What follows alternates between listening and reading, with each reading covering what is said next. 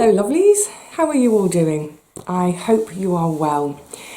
I'm really well, although I'm feeling a bit because I've had a really fabulous visit from my lovely cousin Ben and his lovely wife Kate. So yeah, a few days with them down here has been absolutely gorgeous. So I filmed some little bits and bobs. I'll take you through that as we go through this video. Now they had driven all the way from the beautiful Dales in North Yorkshire. So by the time they got here, they were pretty pooped on, you know, just sitting driving. So after cups of tea and cuddles and and all that sort of stuff, I was like, right, shoo you out of the house, go and have a walk, go stretch your legs, get some sea air. So off they went for a little walk to the far end of the bay, which is where, as a family, that's our end, as it were. So they'd brought all sorts of bits and pieces with them, some foodie bits. So whilst they're out for their walk, I took my camera into the scullery and filmed this. The scullery is working overtime at the moment. I said recently, did I sound big? I can't remember, but this is one of the hardest working rooms in the house. All my preserving bits up there. But look at this loveliness that's going on at the moment. Well, ripe cherries for cooking with. Ripe cherries. They're not cherries, they're tomatoes. They're not even cherry tomatoes. I've still got over here, this is the ones rescued from the wall. Tons have gone ripe, so I think I can do another batch of, I was going to say another batch for the freezer, but I think I might just cook with them straight away. But the other loveliness in here is because my lovely cousin Ben and his wife Kate are visiting, and they brought from their garden look all these apples. So there's some lovely cookers in here, and then eaters with their little rosy red cheeks. Absolutely gorgeous. They smell heavenly. So they're actually just out for a walk at the moment, and I'm getting on with a bit of work. But yeah, I'll probably wait till they've gone, and then I'm going to have a day. I get all the cookers cooked and into the freezer. I'll probably cook them and puree them, and then that will be a lovely addition in the winter for my porridge. I've got two big courgettes. They're just curing, so that means all the boils just kicked in. They're curing, so the skins are getting harder, but they should keep for the winter now as well. I've still got some fresh courgettes coming in the garden. It's crazy. This is some seed saving. This is Gigantes. So I started this garden with 4 seeds, and I've got 4, 8, 9, 10, 11 seeds for next year, although that one a little bit tiddly. But anyway, yeah, I've doubled my seed stock for next year. And then this is, I've let a lot of the calendula self-seed in the front, but I have just grabbed a few. I'll get their seeds out at some point. And then this is lovely, also from Kate's garden, cousin Kate, rather than friend Kate. This is beetroot. Beautiful, beautiful, lovely beetroots. So I shall be making some beet burgers. How lovely. Lovely having plenty of homegrown food to play with. Oh yes, it makes me salivate. Oh, and this is some plum jam that Kate's been trying. It's not just straight plum, it's a sort of a mulled plum jam. So there's all sorts of, I think she said there's some red wine in there and some mulling spices. And I've never used it before, but this is some Chinese plum sauce she's made. It's got plums, apple, chilli, rice wine vinegar, garlic, 5-spice, soy sauce and demerara sugar in it. So yeah, we'll chat about ideas for using that, but that's a lovely. They had a really good plum harvest this year. And then this, the pièce de résistance, which we've already had a load of. This is just this is plums preserved in a syrup. So this, oh my goodness, this with some yogurt was absolutely gorgeous as a pudding. last night. So yay! Yay for food gifts. I love that. How wonderful. Lovely bits and pieces. So yes, it's been a long time since, well, Kate had only been here, the first time was 7 years ago now, when Ben and Kate and me and my sister, we had a little long weekend down here together. So Kate doesn't know the area very well, and for Ben it's been quite a long time too. So they had a few days just off walking. They walked miles. And what was great was they can go off and do their walking, because this is their holiday. So they can go off and do their walks. I can stay at home and work, great. And then in the evening or late afternoon, we can reconvene around the kitchen table and talk and eat and talk some more and drink a bit and talk some more. And this is a bit I really loved, play some games. So this is brand new to me. Just a quickie, it's the evening. We're getting ready for dinner, but, oh, here's Ben and Kate. Hang on a second. Say hello, Ben and Kate. Oh, I can't see myself. Hello. Do you want to see yourself? Is that easier? But if you see yourselves, I can't see what you're doing. So this is my gorgeous cousin Ben and my gorgeous... You my cousin-in-law. Is that how it works? Yeah, I guess. Is that how it works? Yeah. Anyway, so they're down for a visit, as you know. But look what's happening. We're playing cribbage. I'm learning how to play. Well, actually, I think in fairness, we're all learning, aren't we? Because, Ben, what's that to your right? It's the rule book. Because you two haven't played for a while, have you? No. So the plan was they're going to teach me, but it turns out they don't know how to play it themselves. But so how are we doing so far? Who's winning? I'm blue. Kate's winning. Kate's green. And I'm definitely losing. Anyway, so that's what well, then we're going to eat. We've got a little bit on the stove. I'm just letting it meld together. We're having fasolada in there. We're going to have that in a minute. But yeah, I am absolutely loving how I can't speak. I've had 2 of those. I think I've had 3 of those. Loving learning how to play cribbage. So thank you both for teaching me. It's a bit crazy mad. I actually don't know what's going on. Who's going first? Who dealt? Who's that? You're going first. I'm going first, so bye all of you lot. I'm going to get on and I'm going to win. See you later. And then on their last full day, they were really keen for me to join them for the day for whichever walk or wherever they were going to go. And I said, oh no, I really shouldn't. I need to work. Oh, I really want to come out for the day. But however, when they suggested where they'd like to go, I said, I'm in. Count me in. Yes. So it's an area that I haven't been to for ages. I mean, years and years, decades. I probably haven't been there since I was in my 20s. So yeah, I jumped at the chance. And of course, because they have a car, because it's not somewhere I can get to on public transport from here. It's in Dorset, but I can't get there on public transport. So I leapt at the chance of being offered a lift to somewhere I haven't been for ages. And that's what follows. Just a little heads up, the weather turned. Oh my goodness. It was a stormy, howly day. So, and we're in an exposed place. So the first couple of little bits you're going to see, I'm going to leave the sound as it is. You're going to hear a lot of wind. But that would be irritating for all of the rest of the footage. So I will remove the wind in places and I'll pop some music on or something, just so you can enjoy the gorgeous scenery there. And then we'll reconvene here. The amazing, the stunning, let these folk go by. The absolutely stunning Chesil Beach. So let me orientate those who don't know. That's the mainland, as it were. We've come across this little causeway onto the Isle of Portland that I'm standing on. But this, Chesil Beach, some call it Chesil Bank, stretches for 15 miles.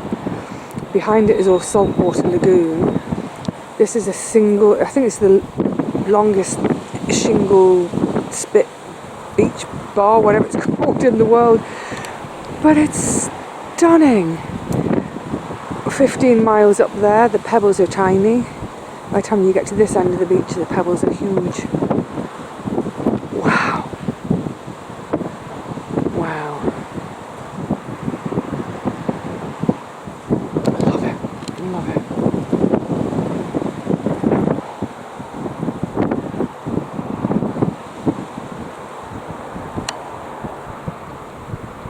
As far as the eye can see.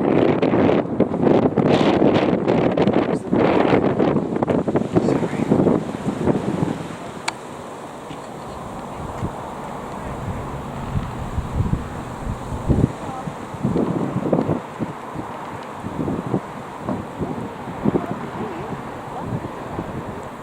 And that little road is, oh, that's the little causeway back. That then takes us back towards Weymouth. Amazing. Oh, welcome to Portland. We've left the Isle of Purbeck and we're now on the Isle of Portland. I'm just taking a shelter just for a second because it's a bit of a brisk one out there. You're going to have a lot of wind sound, but oh, just trying to find somewhere to put my glasses. A lot of wind sound, but yes, we've come to the Isle of Portland. We've come to the end of the world, and Portland Race, the bit of sea we're going to look at, it's called the Portland Race. You can see, you can see why there's the need for a lighthouse. So I'm going to turn you around. This is Portland Bill Lighthouse. It's gorgeous, and then I'll get a bit closer in a second. That's like we're by the loons because it really is blustery. So here we have. You might not be able to hear anything now, but this is Portland Bill Lighthouse, and beyond, well, we'll see it on the other side. I'll get to the side in a second. Is the Portland Race, which is why the lighthouse is here. Brr! Anyway, off we go. Yeah.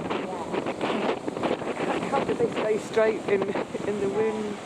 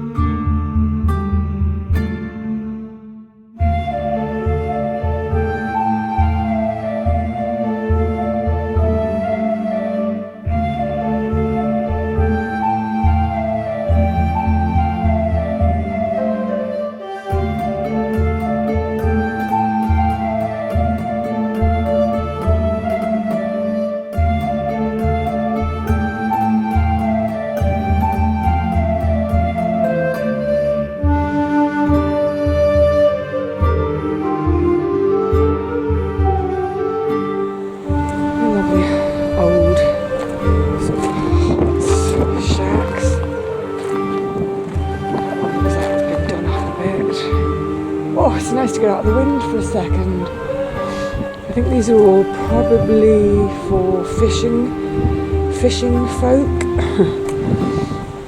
Yeah, weathered, because there's no let up from the, no let up. The boats are lovely.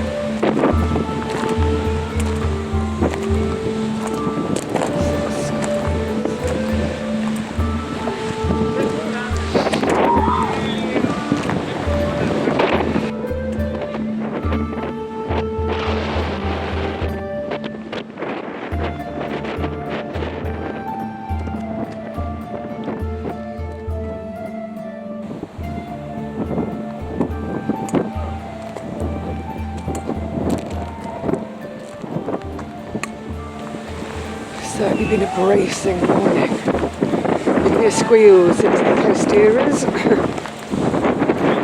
That's lovely.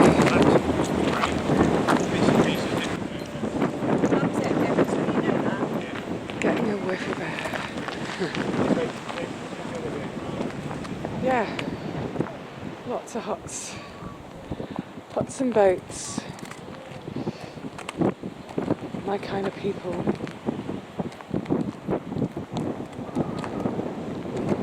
Relentless wind.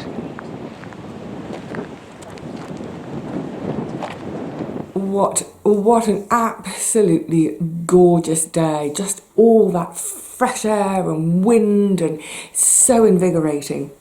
And there's one more thing I forgot that I'd filmed a little bit of, which was to do with that evening. It was the last night they were going to be here. So I'll just show you what they decided to do for me as a little thank you.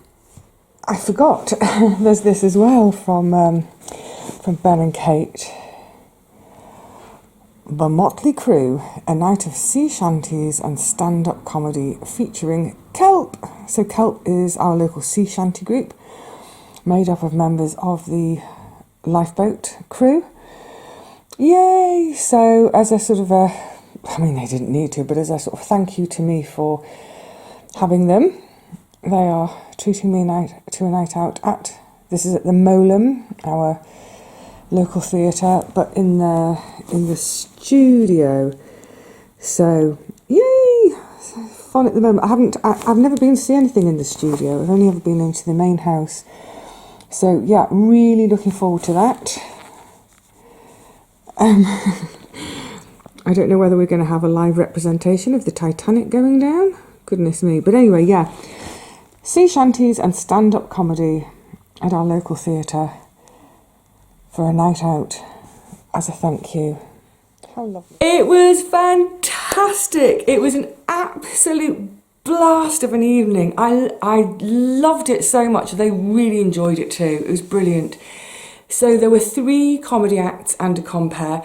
The comedy was okay. There were some bits I laughed at quite hard, other bits I sort of smiled. But the main thing was Kelp, which is Swanage's sea shanty group. And it's actually made up of members of the lifeboat crew, or actually some are present crew members, some are retired crew members, but they're all associated with our lifeboat. So we all love them. We love our lifeboat, we love our crew, we love our sea shanty group. And I liked the way the evening was done, so that before each comedy act did about 10-15 minutes. So before that we'd get a set from Kelp, and then after them we'd get a set from Kelp. So there was more Kelp than comedy. And it was just brilliant. So it's in the little studio theatre. So I reckon there were maybe about 100 of us in there, not a lot. And the stage is hardly a stage, it's more like it's a platform about that big. So it's like everyone's in together.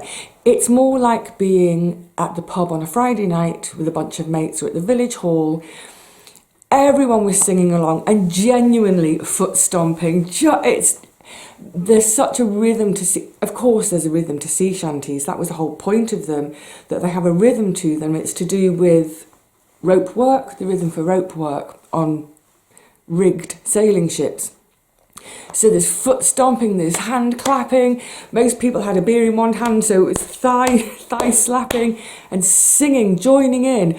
The noise at one point was like 100 people singing sea shanties together. I'm going to get emotional. It was so special. It was absolutely adorable. I wish I could bottle it and send a bottle out to all of you to just experience that lovely, cosy community joy and exuberance. It was wonderful. So thank you so much, Ben and Kate, for treating me to a night out. It was absolutely wonderful. And yeah, and now they've gone. They've gone back to Yorkshire.